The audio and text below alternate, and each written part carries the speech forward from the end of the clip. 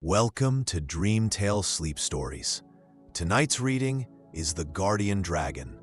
Settle into your bed or sofa and let your shoulders, jaw, and eyelids grow heavy. Inhale slowly.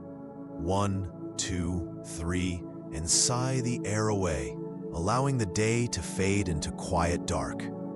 With every soft inhale, you invite fresh English phrases. With every gentle exhale, stray thoughts drift farther off.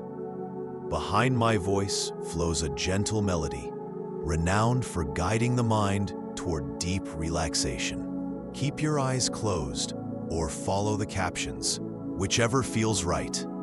Simply receive the rhythm and resonance of the language. Deep in rest, tonight's phrases will take root like seeds, ready to bloom into stronger English skills with the morning light. When you feel settled, hold that unhurried breath and allow yourself to drift into the tale.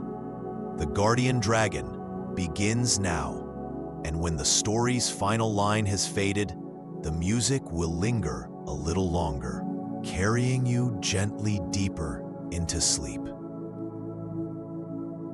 High in the ancient mountains of Valdris, where the morning mist danced between towering peaks and eagles soared through crystal-clear skies, lived a dragon unlike any other in the known world. His name was Draken, and for over 8 centuries, he had watched civilizations rise and fall from his magnificent cave overlooking the valley below. Unlike the fearsome dragons of legend who breathed fire and terrorized villages, Draken possessed a gentle heart and wisdom that came from centuries of observation and contemplation. Draken's scales shimmered like emeralds in the sunlight, and his eyes held the depth of ancient seas. His cave was not a treasure hoard of gold and jewels, but rather a vast library of knowledge collected over the centuries. Stone tablets, ancient scrolls, and books in forgotten languages lined the walls, each containing stories of the world's history that he had witnessed firsthand. He had learned to read and write in dozens of languages, taught by scholars and travelers who had sought his wisdom over the years. The dragon had not always lived in solitude. In his younger days, he had tried to befriend the humans in the valleys below, hoping to share his knowledge and help their communities prosper. But fear and misunderstanding had driven them away time after time. Mothers would clutch their children when they saw his shadow overhead, and warriors would gather with swords and spears whenever he attempted to approach their villages. Eventually, Draken had retreated to his mountain home, resigning himself to a life of loneliness, while continuing to watch over the land from afar. Despite their rejection, Draken never stopped caring for the humans below. When natural disasters threatened their crops, he would secretly divert mountain streams to bring water to their fields. During harsh winters, he would warm the air around their villages with carefully controlled dragon fire. When bandits threatened travelers on the mountain passes, he would frighten them away with distant roars that echoed through the valleys. The humans never knew of his protection, attributing their good fortune to luck or divine intervention. One particular kingdom in the valley had always fascinated Draken more than others. The kingdom of Aethermore was ruled by King Aldrich, a just and wise monarch who had governed with fairness and compassion for 30 years. The king had one daughter, Princess Elizabeth, who was renowned throughout the land, not only for her beauty, but also for her intelligence, kindness, and genuine concern for her people's welfare. Draken had watched her grow from a curious child who loved to read in the castle gardens to a thoughtful young woman who often visited the villages to help the sick and poor. Princess Elizabeth had golden hair that caught the sunlight like spun silk, eyes as blue as summer skies, and a smile that could brighten even the darkest days. But what made her truly special was her open mind and compassionate heart. She questioned the old stories and legends, wondering if there might be more to them than people assumed. When bards sang tales of evil dragons and brave knights, she would ask why the dragons were always portrayed as villains, and whether anyone had ever tried to understand their perspective. As Elizabeth approached her 20th birthday, King Aldrich began receiving marriage proposals from princes and nobles across the continent. Many were attracted by her beauty and the alliance with Aethermore, but few seemed to appreciate her intelligence or share her values. The princess found herself trapped in a web of political arrangements and shallow courtships that valued her more as a prize to be won than as a person to be loved and respected. One particular suitor troubled Draken greatly. Prince Mordred of the neighboring kingdom of Shadowhaven was known for his cruelty and ambition. He had already conquered 2 smaller kingdoms through force and deception, and Draken suspected that his interest in Elizabeth was purely strategic. If Mordred married the princess, he would eventually control Aethermore and its peaceful people, likely transforming the prosperous kingdom into another addition to his growing empire of oppression.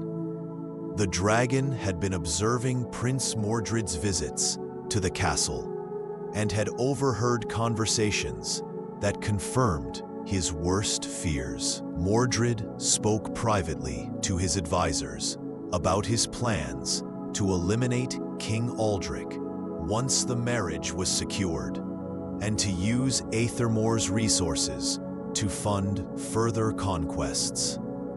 He showed no genuine affection for Elizabeth, referring to her as merely a useful alliance and a stepping stone to greater power.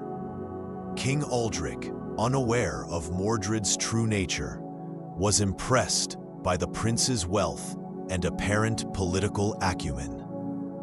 The pressure from neighboring kingdoms and his own advisors was mounting, and Draken could see that the king was beginning to seriously consider the marriage proposal. Princess Elizabeth, bound by duty to her father and kingdom, seemed resigned to accepting a fate that would bring her no happiness and her people great suffering. Draken knew he had to act, but centuries of rejection had taught him that direct intervention would likely be misunderstood and make matters worse. Humans had been conditioned to fear dragons, and any attempt to communicate his concerns would probably be seen as a threat or a trick. He needed a way to protect Elizabeth while giving her the opportunity to discover the truth about Prince Mordred for herself. After days of careful planning, Draken decided on a course of action that would be misinterpreted by everyone, but might ultimately save both the princess and her kingdom. He would take Elizabeth away from the castle, not as a captive, but as a guest, giving her time to think clearly about her future without the pressure of court politics and her father's expectations. In his mountain home, she would be safe from Mordred's influence and would have the opportunity to see the world from a different perspective. The plan required perfect timing and great care. Draken waited until Elizabeth was taking one of her regular walks in the castle gardens, a time when she was usually alone, except for a single guard who often dozed in the afternoon sunshine. He descended from his mountain home as silently as his great size would allow, using the ancient magic that all dragons possessed to muffle the sound of his wings and mask his approach. When he appeared in the garden, Princess Elizabeth's guard immediately fled in terror, abandoning his duty to save his own life. Elizabeth, however, did not run. She stood perfectly still, her blue eyes wide with wonder rather than fear, as she gazed up at the magnificent creature before her. This was her first close encounter with a dragon, and she was struck by the intelligence and gentleness she saw in Draken's ancient eyes. "Please do not be afraid," Draken said, in a voice like distant thunder, speaking in the common tongue with perfect pronunciation. "I mean you no harm, Princess Elizabeth. In fact, I have come to help you, though I fear my methods may be misunderstood." Elizabeth was amazed to hear the dragon speak. All the stories she had heard portrayed dragons as mindless beasts. Yet here was one who spoke with more eloquence and courtesy than many of the nobles at her father's court. "You can talk," she whispered, her fear beginning to give way to fascination. "I can indeed," Draken replied with what might have been a smile if dragons were capable of such expressions. "I have been watching over your kingdom for many years, learning your languages and customs. I know of the danger that threatens you and your people, and I have come to offer you sanctuary until a solution can be found." Before Elizabeth could fully process his words or ask the many questions forming in her mind, Draken gently but firmly grasped her in his great claws, taking care not to hurt her with his sharp talons. "I am sorry for the necessity of this deception," he said as he spread his mighty wings. "But sometimes the appearance of kidnapping is the only way to accomplish a rescue." As they soared into the sky, Elizabeth felt a mixture of terror and exhilaration, unlike anything she had ever experienced.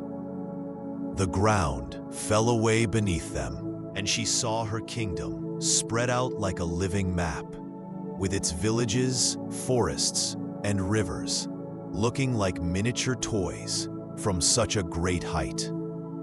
The wind rushed past her face, and she could feel the powerful rhythm of Draken's wing beats as they climbed higher into the mountain peaks.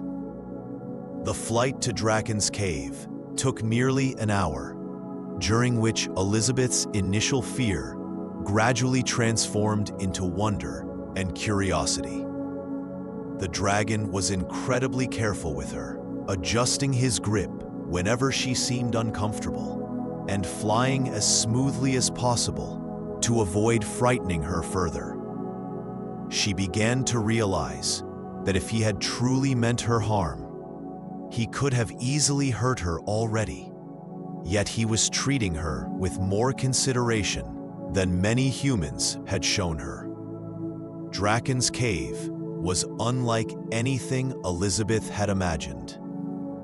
Instead of the dark, damp cavern filled with bones and treasure that featured in the stories, she found herself in a vast, well-lit chamber that resembled a combination of library, observatory, and comfortable home. Crystals embedded in the walls provided a warm, steady light, and the air was clean and fresh, thanks to a clever system of natural ventilation that Draken had developed over the centuries.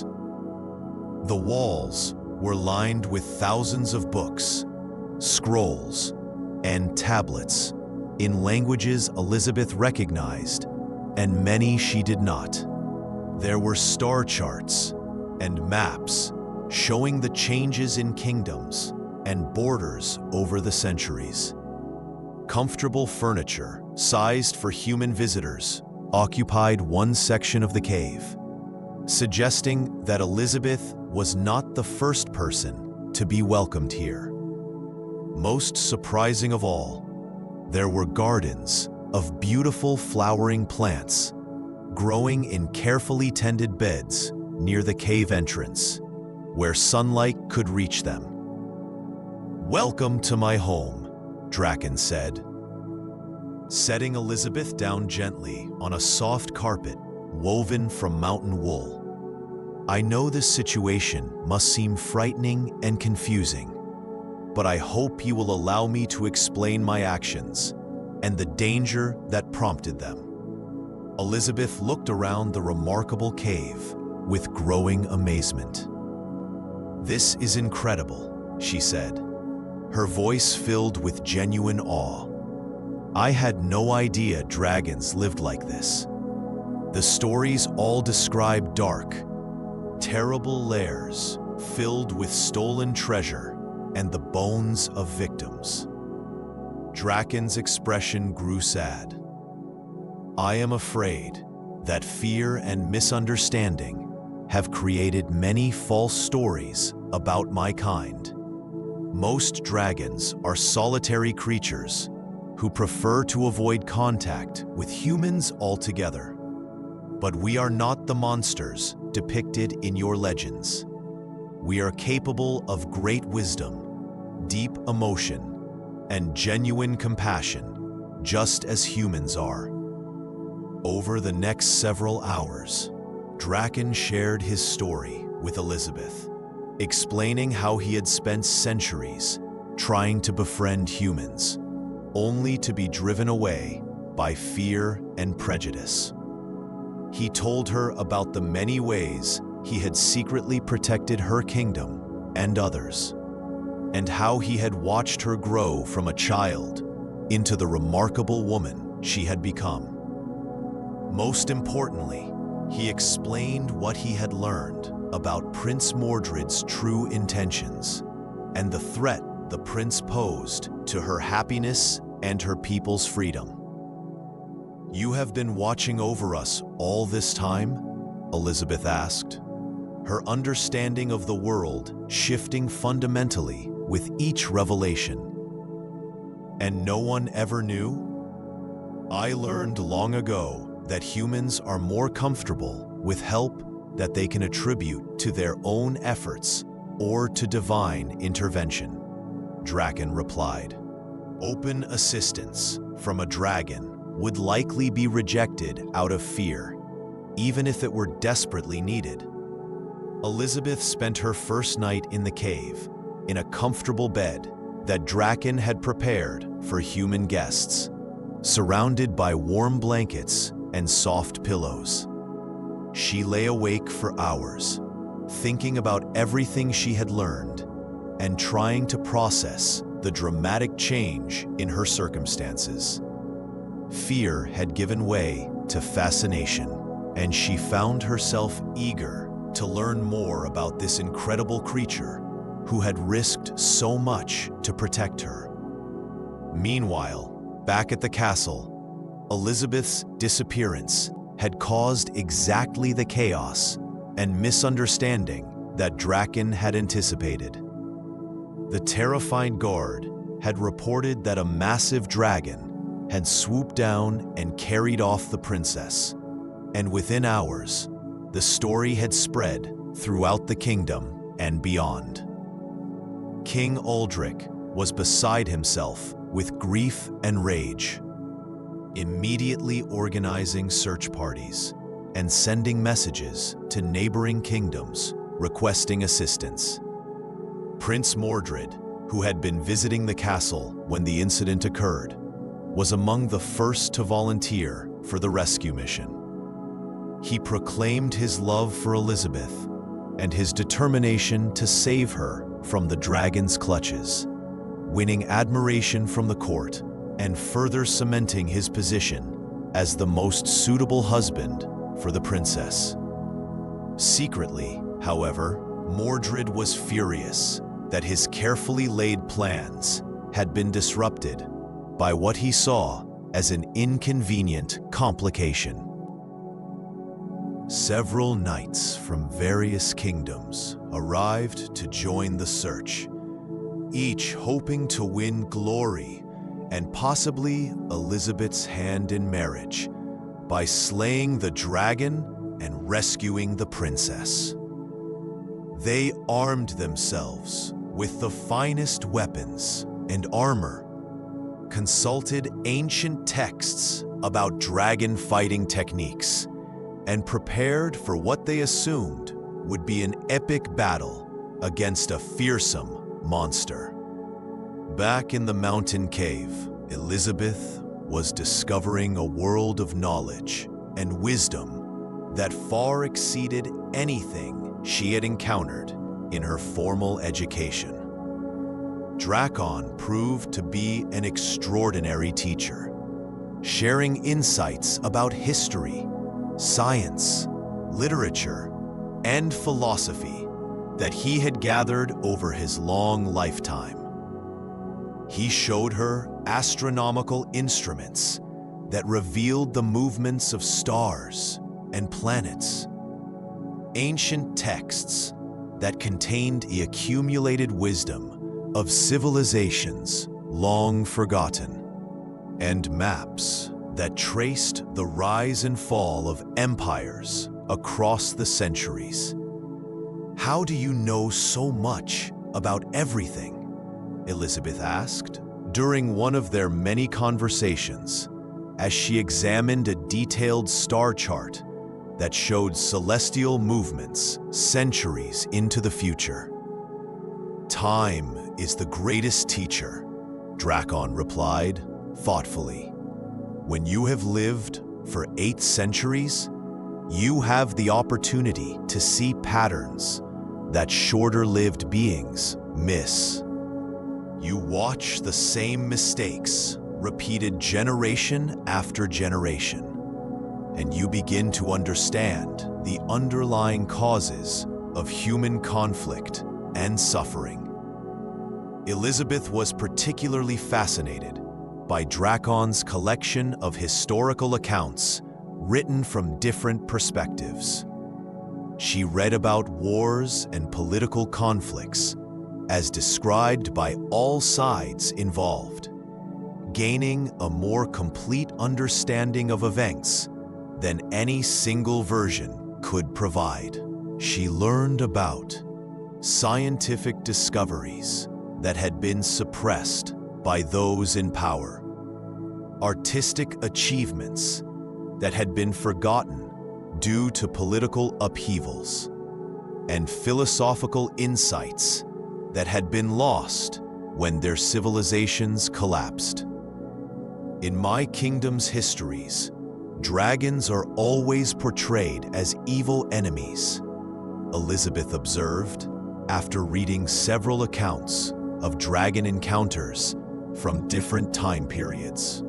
But these writings suggest that many conflicts began when humans attacked dragons first, often for no reason other than fear or a desire for treasure.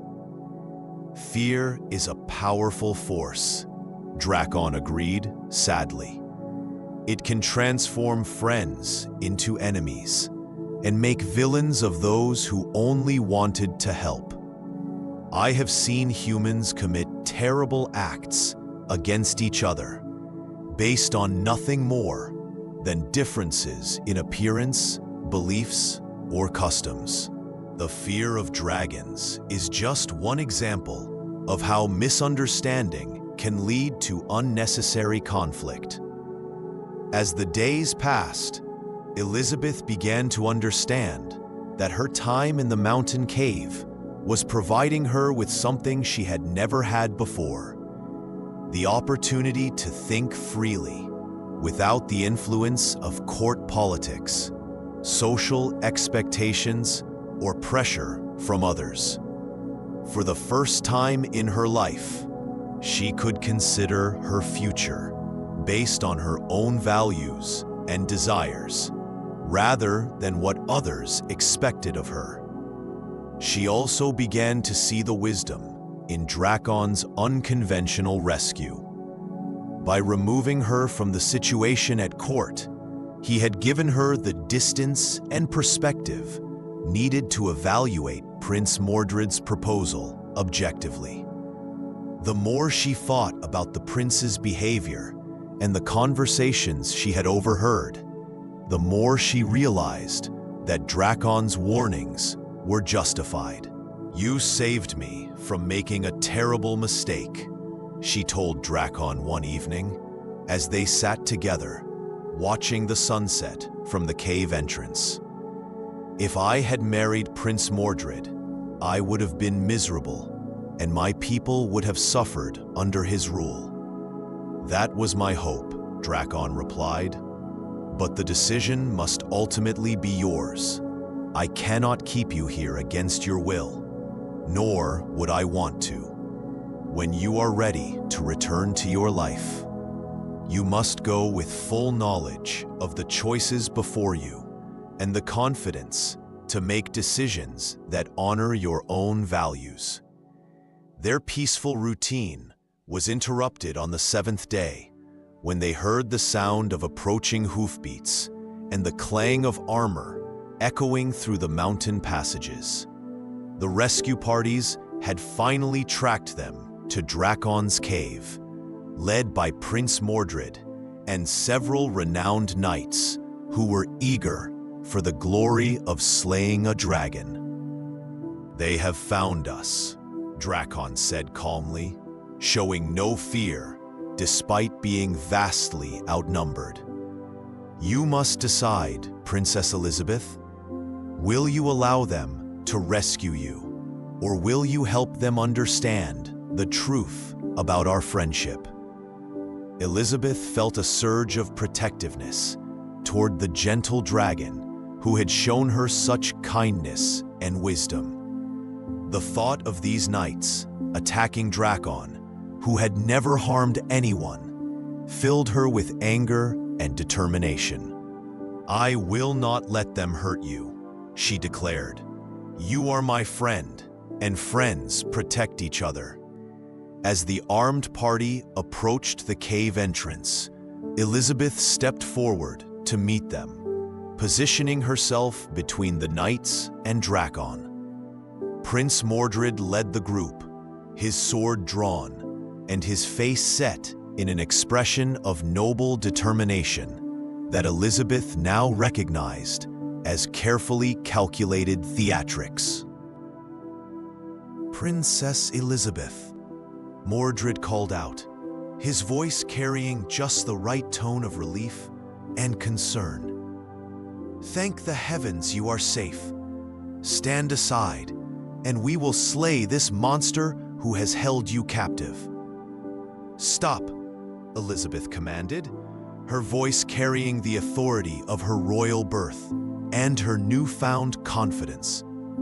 "This dragon is not my captor. He is my friend and protector. He brought me here to save me from a far greater danger." The knights looked confused and uncertain their swords still raised, but their confidence shaken by the princess's unexpected words. Prince Mordred's carefully composed expression flickered with annoyance before he regained control. "My dear princess," Mordred said in a patronizing tone, "you have obviously been enchanted by this creature's magic. Dragons are known for their ability to cloud human minds and make their victims believe they are safe. Step away, and we will free you from this spell." "There is no spell," Elizabeth replied firmly. "For the first time in my life, my mind is completely clear. I know exactly what I am saying and why I am saying it. This dragon has shown me more kindness and respect than many humans have, and he has opened my eyes to truths that I desperately needed to understand." She turned to address the entire group of rescuers, her voice growing stronger with each word. "Prince Mordred, I know about your true plans for our kingdom. I know that you intend to eliminate my father and use our resources to fund your wars of conquest. I know that you see me not as a woman to be loved, but as a tool to be used for political gain." Mordred's mask finally slipped completely, revealing the cold calculation beneath his pretense of noble concern. "You speak nonsense, girl. Dragon magic has obviously addled your wits. When we return to the castle, you will come to your senses and realize that marriage to me is your duty to your kingdom. My duty is to protect my people from tyrants like you," Elizabeth shot back. "I will never marry you, and I will make sure my father knows exactly what kind of man you truly are." The confrontation might have escalated into violence, but Draken chose that moment to speak, his voice carrying clearly across the mountainside. "Prince Mordred, your reputation precedes you. I have heard stories of your conquests from dragons in the kingdoms you have destroyed. Your methods may work against humans who fear you, but they will not work here." For the first time, real fear appeared in Mordred's eyes as he looked up at the massive dragon, whose intelligence and power far exceeded anything he had prepared to face. The other knights began to back away, realizing that they were confronting not a mindless beast, but a formidable opponent who might easily defeat them all. "You have what you came for," Draken continued, his tone remaining calm, but carrying an unmistakable warning. "The princess is safe and unharmed. Take this knowledge back to King Aldrich. His daughter is under the protection of one who has watched over this land for centuries and who will not hesitate to defend it against those who would bring it harm." Faced with the prospect of battling a dragon who was clearly far more intelligent and powerful than they had expected, and deprived of their justification for violence by Elizabeth's obvious safety and freedom, the rescue party had little choice but to retreat. Mordred made several more attempts to convince Elizabeth to come with them, but her determination was unshakable. As the knights departed, leaving Elizabeth and Draken alone once again, the princess felt a profound sense of relief and empowerment. For the first time in her life, she had stood up for her own beliefs and made a choice based on her own judgment rather than the expectations of others. "Thank you," she said to Draken, "for giving me the courage to speak my truth." "The courage was always within you," Draken replied. "I merely provided the circumstances for you to discover it." Elizabeth remained in the mountain cave, for several more days, using the time to plan her next steps carefully. With Dracon's help, she composed a detailed letter to her father, explaining everything she had learned about Prince Mordred and her reasons for refusing the marriage.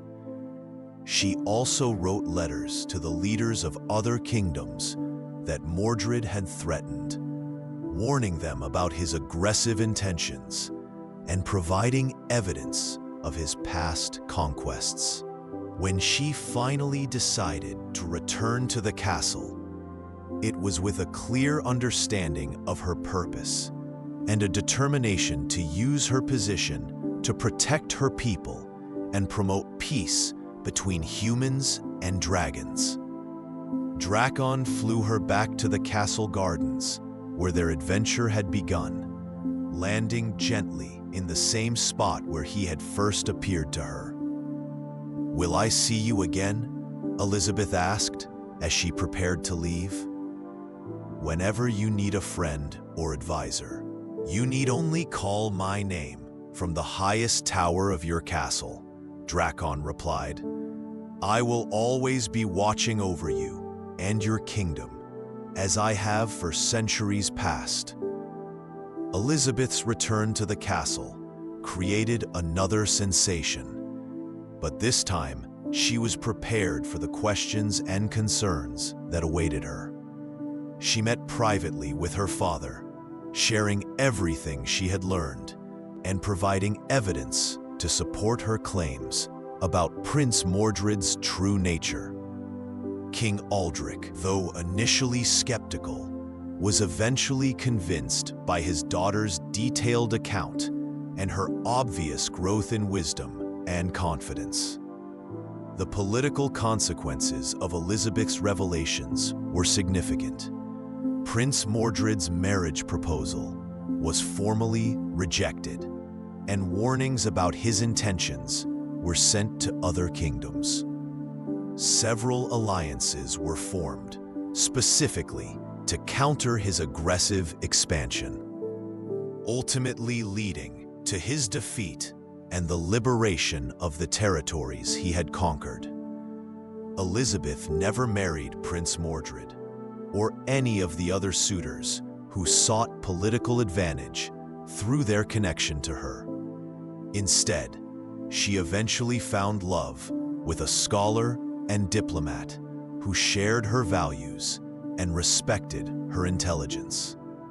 Together, they worked to promote understanding between different cultures and species, establishing the first formal diplomatic relations between humans and dragons in recorded history. Dracon became an official advisor to the Kingdom of Aethermore, his wisdom and knowledge helping to guide important decisions and resolve conflicts peacefully.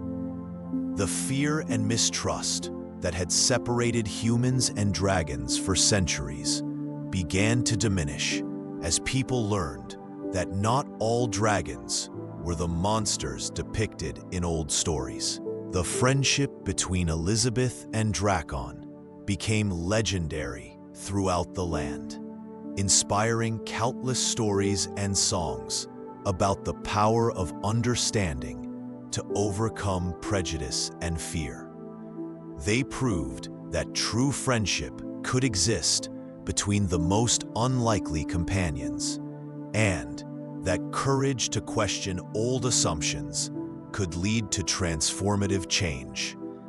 Years later, when Elizabeth had become a wise and beloved queen, she would often visit Dracon in his mountain cave, seeking his counsel on difficult decisions and enjoying conversations about philosophy, history, and the nature of justice. Their friendship remained strong throughout their lives, serving as a beacon of hope for others who dared to look beyond appearances and seek understanding across the boundaries that seemed to divide different peoples. The tale of the guardian dragon spread far and wide, carried by travelers and storytellers to kingdoms across the continent. It became a symbol of how patience, wisdom, and genuine caring could triumph over fear and misunderstanding, and how those who seemed most different from us might actually become our greatest friends and teachers. In the end, Drakon's centuries of loneliness had been worth the friendship he found with Elizabeth.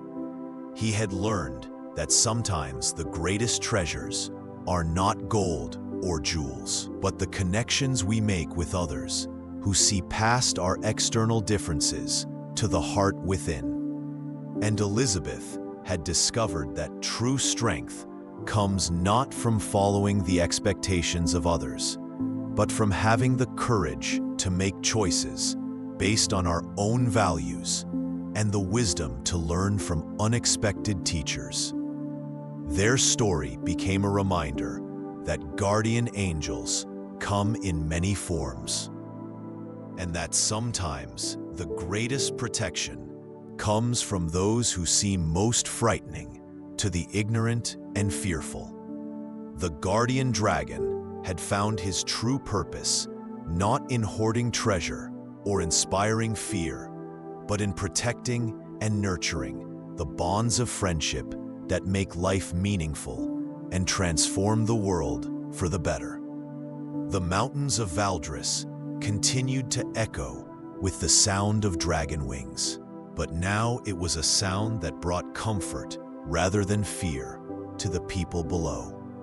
They knew that their guardian dragon watched over them still, and that as long as friendship and understanding prevailed over prejudice and hatred, their land would remain safe and prosperous for generations to come.